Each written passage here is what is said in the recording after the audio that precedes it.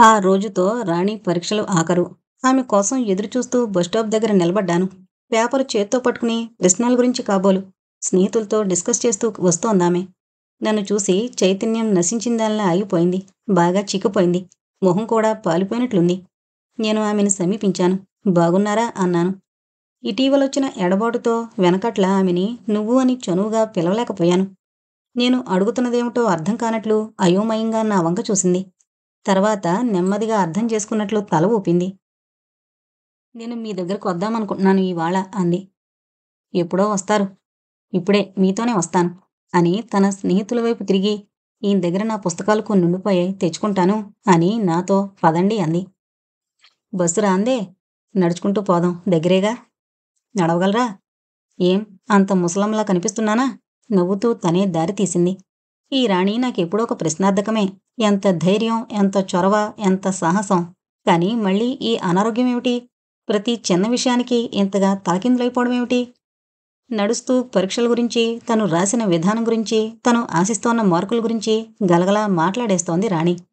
ఆశ్చర్యంగా వినడం తప్ప ఏమీ మాట్లాడలేకపోతున్నాను. ఆమె, నేను మళ్ళీ కలుసుకునే సన్నివేశాన్ని నేను మనసులో ఎన్నోసార్లు ఎన్నో విధాలుగా ఊహించుకున్నాను. ఆమె ఏదేదో అయిపోతుందనుకున్నాను. నేను ఇంకా మరేమేమో అవుతాననుకున్నాను. కానీ ఏమీ కాలేదు. కొంచెం సేపు బిత్తరపోవడం తప్ప ఏమీ జరగనట్లు అతి మామూలుగా మాట్లాడేస్తోంది. మధ్యలో నా వైపు చూసి మీరు చిక్కిపోయారు అంది. నీకోసం బెంగ పెట్టుకుని వేళకోళంగా అన్నట్లుగా ఉన్న సీరియస్గానే అన్నాను.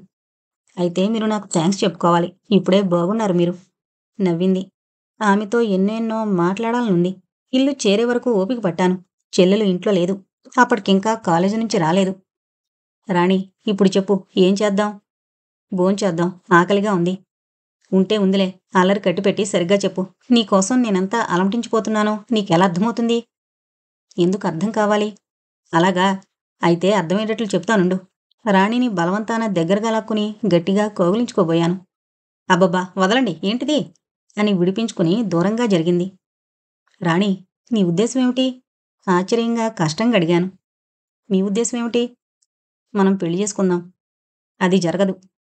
ఏం? ఎందుకు జరగదు? కులాలు, మతాలు? ఆగండి, అవేవీ కావు. నాకు పెళ్ళైపోయింది. జాకెట్ లోపల దాచుకున్న మంగళసూత్రాలు పైన పడేసింది. వైష్ణవ సాంప్రదాయం ప్రకారం పట్టి వర్ధనాల్లో ఉన్న ఆ మంగళసూత్రాలు రెండూ నాకు బుసలు కొడుతున్న రెండు తాచుపాముల్లా కనిపించాయి. నా నవనాడులు కుంగిపోయాయి. ఎవరి మీదో ఎందుకో చెప్పలేని కసి చెలరేగింది. పెళ్ళైన సిగ్గు లజ్జా లేకుండా అని ఏదో కసిగా అనుబోతుంటే ఆమె విషాదంగా నవ్వుతూ, ఆగండి, అవన్నీ రోజూ మా అత్త తిట్టే తిట్లు. విని విని బోరు కొడుతోంది. ఏవైనా కొత్త రకం తిట్లు తిట్టండి అంది. నా ఆవేశం చప్పున చల్లారిపోయి ఆపుకోలేని దుఃఖం వచ్చింది. తెలిసి తెలిసి నాతో ఎందుకిలా ఆడుకున్నావు రాణి? నీకిదంతా ఒక ఆట కావచ్చు. కానీ ఇలాంటి విషయాలను మనసారా తీసుకునే నాలాంటి మూర్ఖులు కూడా ఉంటారని నీకు తెలీదు కాబోలు. నా జీవితంతో నిర్దాక్షిణ్యంగా ఆడుకునే అధికారం ఎవరిచ్చారు నీకు? ఇంతసేపటికి ఆమె కళ్ళు చెమ్మగిల్లాయి. క్షమించండి, మీరన్నది నిజమే.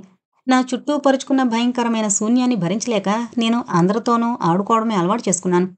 మీతోనూ అలా ఆడుకోవాలని మాత్రమే అనుకున్నాను. కానీ ఎప్పుడు ఏది ఎలా జరుగుతుందో, నేను మీకు ఎందుకు సన్నిహితంగా వచ్చానో నాకే అర్థం కావడం లేదు.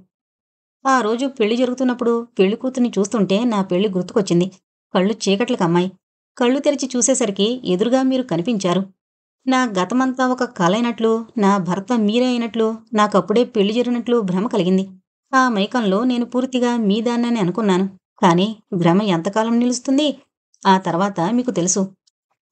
ఆశ్చర్యంతో, నీ చుట్టూ భయంకరమైన శూన్యమా? అదేంట్రాణి అన్నాను. అది చెప్పడానికే ఇవాళొచ్చాను.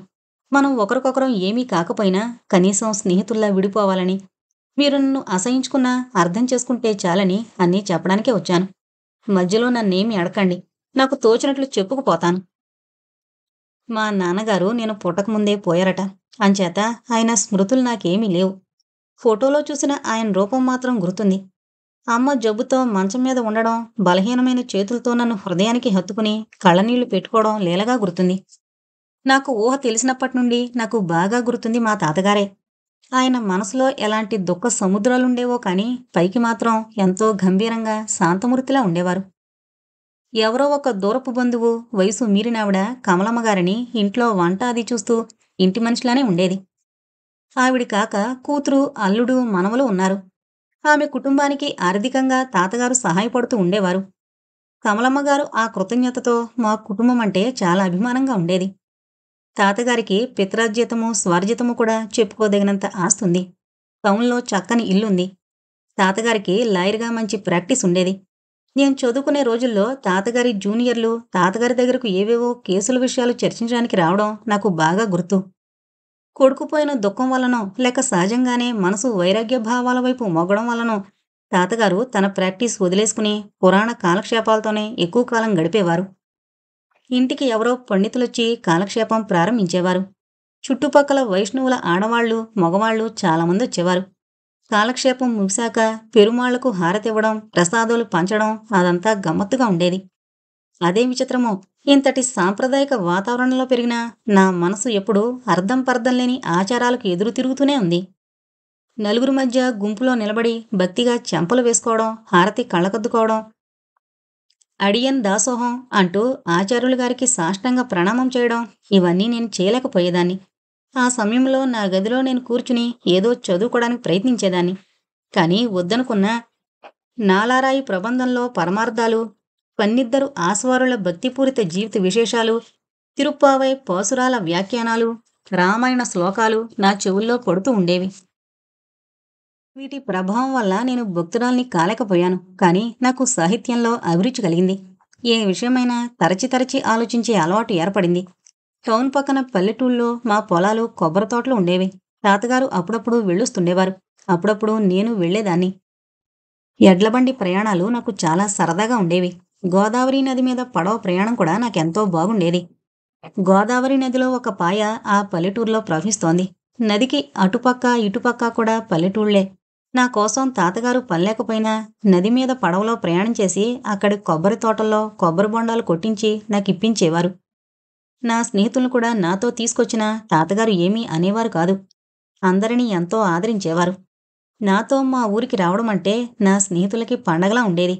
మా ఇంట్లో నాకు చాలా స్వతంత్రం ఉండేది. నన్నెవరూ దేనికి నిర్బంధించేవారు కాదు. నేను సినిమా చూడాలనుకుంటే తాతగారు తనకెంతో ఇష్టమైన కాలక్షేపం మానుకుని తనకు ఏమాత్రం ఆసక్తి లేని సినిమాకు తీసుకెళ్లేవారు. పురాణ కాలక్షేపాలే కాక సాహిత్యంలోనూ తాతగారికి చాలా ఆసక్తి ఉండేది.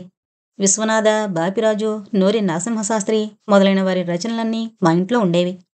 హైస్కూల్లో చదువుకునే రోజుల్లోనే నేను ఆ పుస్తకాలన్నీ చదివేదాన్ని. అప్పుడప్పుడు తాతగారు నేను ఆ పుస్తకాల గురించి చర్చించుకునేవాళ్ళం. పుస్తకాల మీద తాతగారు ఎంత మాట్లాడినా ఇంకా ఇంకా వినాలనుండేది నాకు. కానీ తాతగారు నా చేత మాట్లాడించాలనే చూసేవారు. ఇలా గడిచిపోయింది బాల్యం. కాలం ఎంత మారినా అప్పటికింకా వైష్ణవ కుటుంబాల్లో 15 ఏళ్లు దాటకుండా పెళ్లి చేయాలని తొందరపడేవారు. నా హైస్కూలు చదువు పూర్తి కాగానే మా తాతగారు నాకు పెళ్లి సంబంధాలు చూడసాగారు. నాకిప్పుడప్పుడే పెళ్ళొద్దు తాతగారు, నేను చదువుకుంటాను అన్నాను. తాతగారు వెంటనే సరే అనలేకపోయారు. నీకు పెళ్ళైపోతే నాకు నిశ్చింత తల్లి, నా ఆరోగ్యము అంతంత మాత్రంగానే ఉంది అన్నారు. ఆ మాట నిజమే. తాతగారికి హై బీపీ ఉంది. ఉండుండి బ్లడ్ ప్రెషర్ ఎక్కువైపోతూ ఉంటుంది. కానీ ఆ వయసులో చదువు మానుకోవాలనే ఆలోచన భరించలేకపోయాను. మా తాతగారి ఆరోగ్యానికేం భయం లేదు. మంచి మంచి డాక్టర్లని నేను పిలిపిస్తాను. చక్కగా వైద్యం చేస్తారు. నేను చదువుకుంటాను తాతగారు అన్నాను దీనమైన గొంతుకతో. నా కంఠంలో ఆ మాత్రం జీర కూడా తాతగారు సహించలేకపోయారు. చదువుకో తల్లి అన్నారు వెంటనే. నేను కాలేజీలో చేరాను. అప్పటికింకా ఆ టౌన్లో ఆడపిల్లల కాలేజీ లేదు. కో ఎడ్యుకేషన్ కాలేజీలోనే చేరవలసొచ్చింది. ఆడపిల్లలను అల్లరి పెట్టడం, నమస్కార బాణాలు వదలడం, నిక్కీ నేమ్స్ పెట్టి ఏడిపించడం ఇలాంటివన్నీ జరిగేవి. ఈ వాతావరణం కొంత అవస్థగా ఉన్నా చదువుకోవడంలో హాయిగా ఉండేది. రోజులో ఎక్కువ భాగం లైబ్రరీలోనే గడిపేదాన్ని. ఇంగ్లీషు నవలలు చదవడం కూడా అప్పుడే ప్రారంభమైంది. ఇంటర్ ఫస్ట్ క్లాస్‌లో పాసయ్యాను. తాతగారు చాలా ఆనందించారు. కానీ ఆయన ఆరోగ్యం బాగా క్షీణించింది.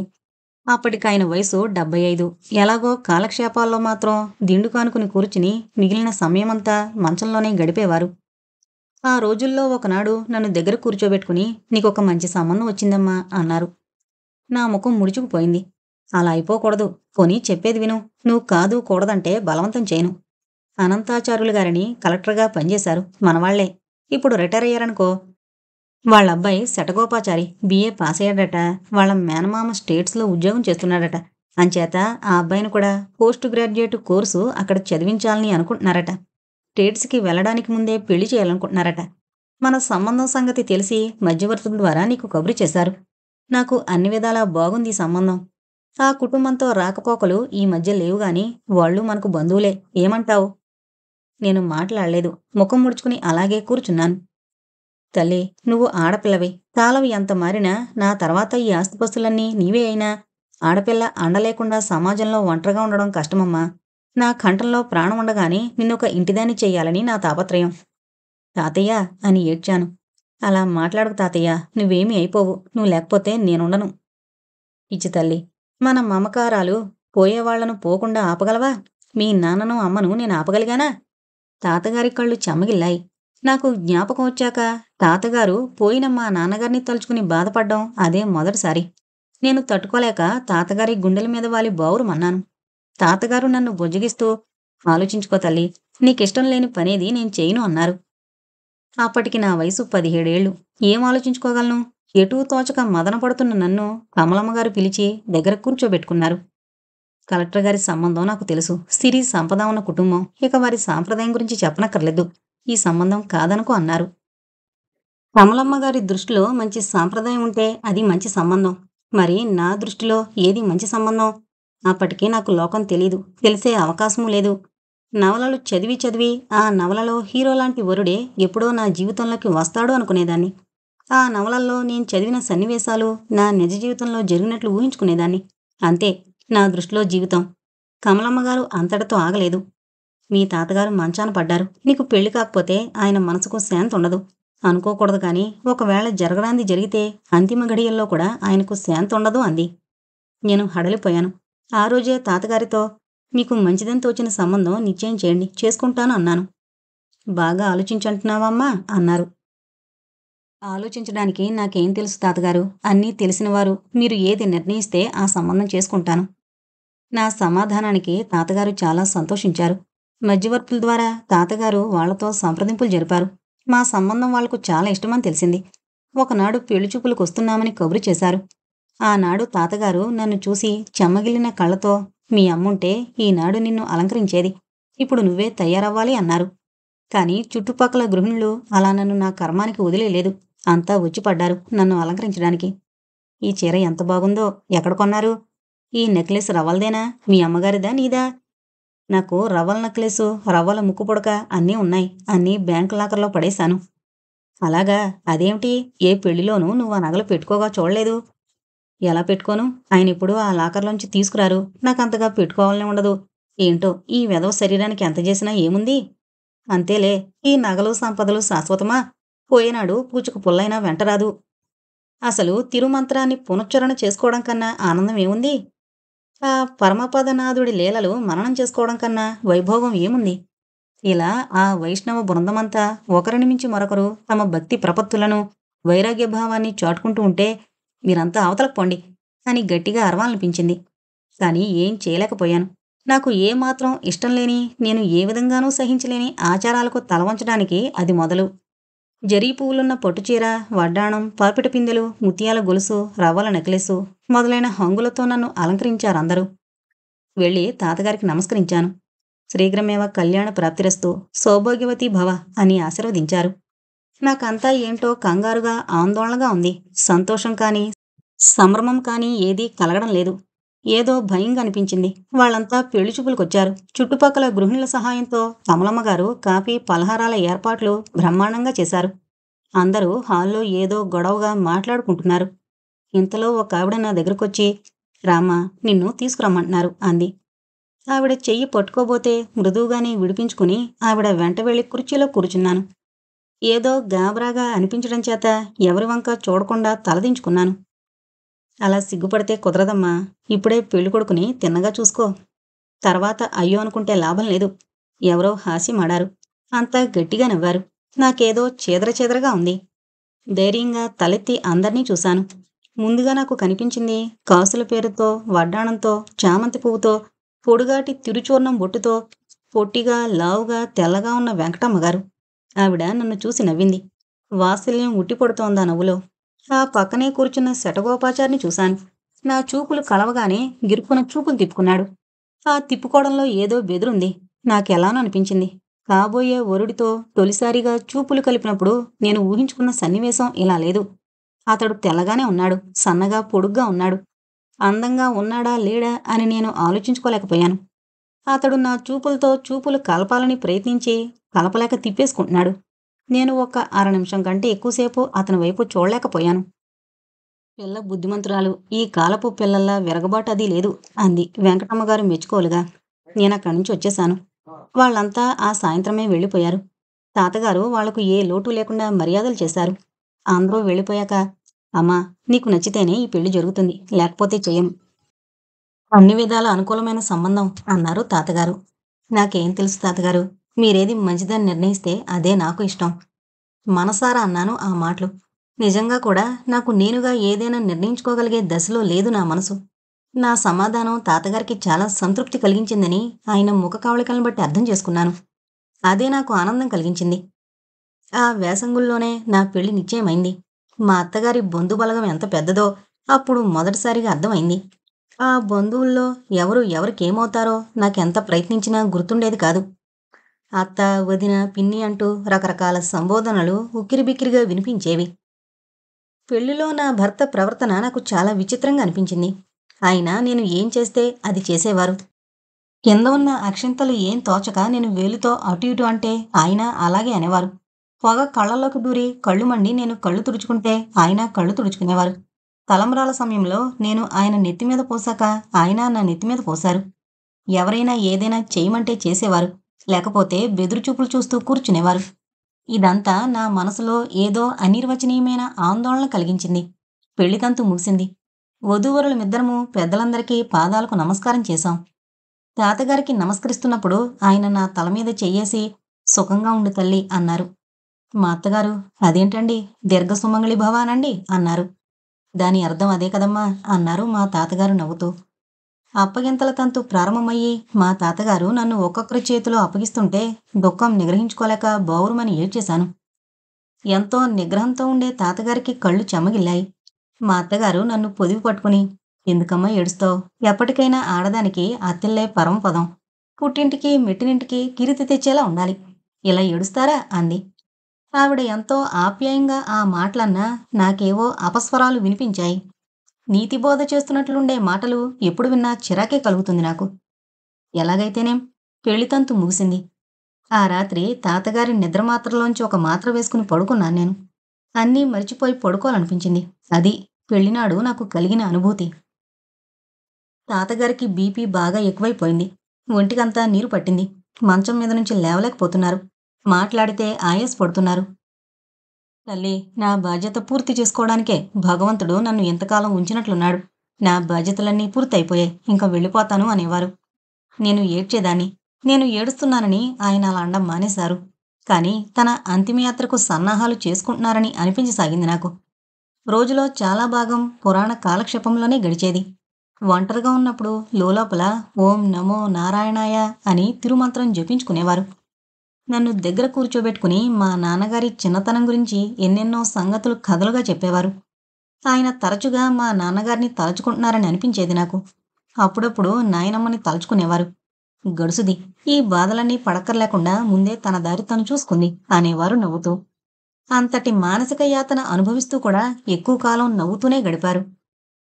మా అత్తగారి దగ్గర నుండి ఉత్తరం వచ్చింది. అబ్బాయిని అమెరికా పంపడానికి ఏర్పాట్లన్నీ పూర్తయ్యాయి. అమెరికా వెళ్ళడానికి ముందుగానే శోభనం జరిపించి ఆ అమ్మాయిని కాపురానికి పంపిస్తే బాగుంటుంది అని తాతగారు ఒప్పుకున్నారు. నాకు పెళ్లిలో ఉన్నంత దిగులు లేదు. అమెరికా ప్రయాణం అనేసరికి నా మనసు ఉరకలు వేసింది. అప్పుడే ఊహల్లో నేను ఎన్నడూ చూడని ఆ వింత వింత ప్రదేశాల్లో విహరించడం ప్రారంభించాను.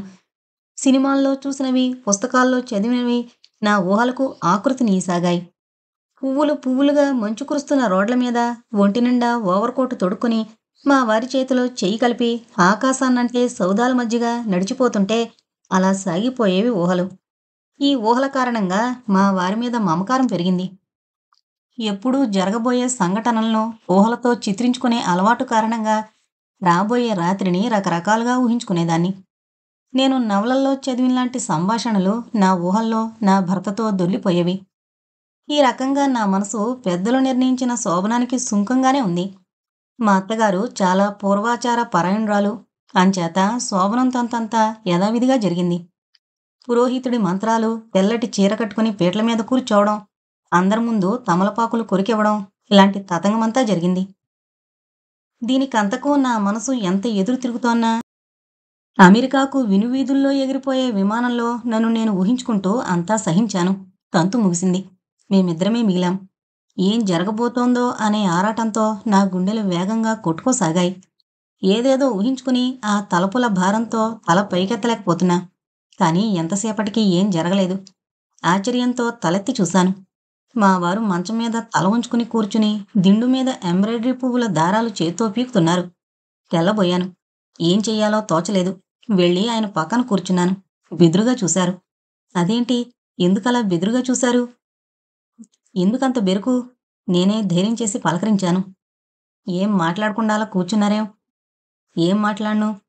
నన్ను దగ్గరకు తీసుకోరు, కౌగిలించుకోరు, ఏం లేకుండా. నా మాటలు పూర్తి కాకుండానే ఆయన నన్ను దగ్గరకు తీసుకుని గట్టిగా కౌగిలించుకున్నారు.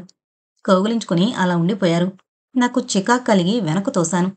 ఆయన వెనక్కు పడిపోయి బేలగా, నువ్వేగా కౌగిలించుకోమన్నావ్, ఎందుకు తోసేశావ్ అన్నారు. నాకు తల గిర్రును తిరిగింది. కళ్ళు చీకట్లు కమ్మసాగాయి. అతి ప్రయత్నం మీద నిలదొక్కున్నాను. అప్పటికీ నన్ను దీనంగా చూస్తోన్న ఆయనతో పడుకోండి అన్నాను. పడుకోమంటావా? ఇవాళ ఏదేదో చేస్తారట కదా, మా మావే చెప్పాడు అన్నారు వెకిలిగా నవ్వుతూ. నాకు కడుపులో తిప్పినట్లయింది. పడుకోండి అన్నాను, ఈసారి కొంత కఠినంగా ఆజ్ఞాపిస్తున్నట్లు. వెంటనే పడుకున్నారు.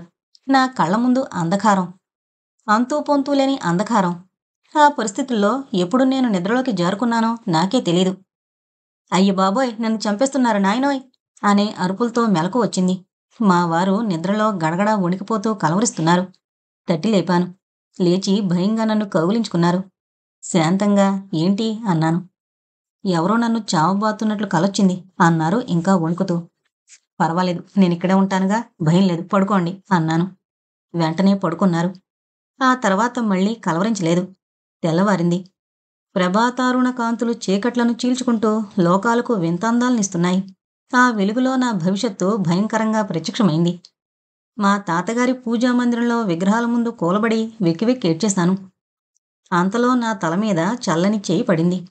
అమ్మా అన్న తాతగారి పిలుపు వినిపించింది. గబగబా కన్నీళ్లు తుడుచుకుని తల పైకెత్తాను. తాతగారు ఒక్కసారి నా ముఖంలోకి చూసి అక్కడి నుంచి వెళ్ళిపోయారు. ఆ పగలంతా నేను ఎవరికంటికి కనిపించకుండా నా గదిలోనే తలుపులు వేసుకుని పడుకున్నాను. ఏనాడు దేవుళ్ళో నమ్మకం లేని మనసు అదే పనిగా భగవంతుని ప్రార్థించసాగింది. బయట అందరూ నన్ను గురించి రకరకాలుగా వ్యాఖ్యానించుకుంటున్నారని నాకు తెలుసు.